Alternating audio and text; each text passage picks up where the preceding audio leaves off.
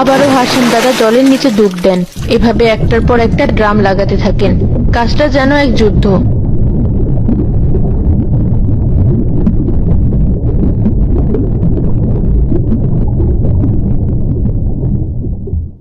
প্রায় 3 ঘন্টা পর প্রায় 40টা ড্রাম লাগানো শেষ হয়। হাসিম দাদা ভীষণ ক্লান্ত।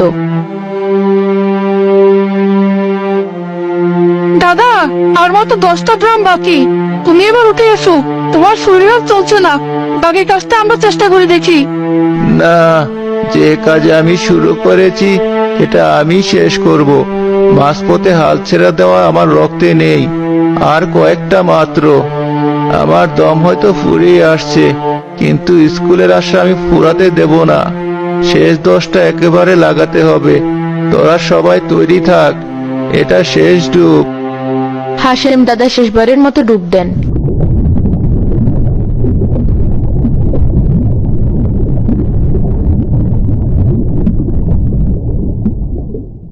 এবার অনেকক্ষণ সময় কেটে যায়। জল থেকে কোনো বুদবুদও ওঠে না। দড়িটাও স্থির থাকে। দাদা, দাদা তো আর উঠছে না। রফিক ভাইয়া, দাদা কি বিপদে পড়েছে?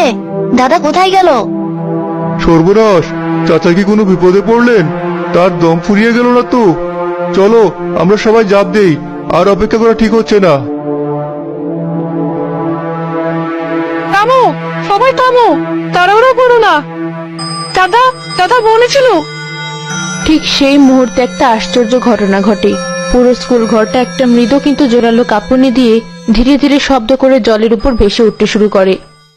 ওই দেখো, ওই দেখো, স্কুলটা ভাসছে। হাসিম দাদা পেরেছে, আমাদের স্কুলটা ভেসে উঠেছে।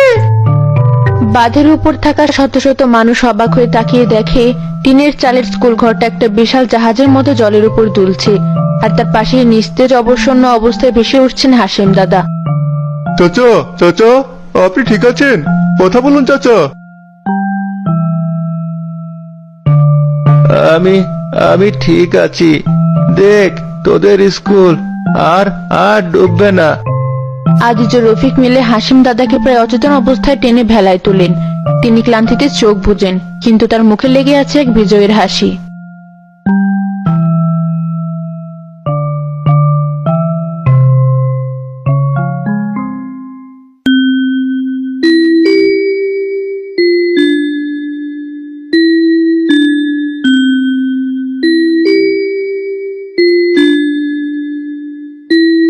আমার সাহসী ছাত্রছাত্রীরা, সবাই এসে গেছো?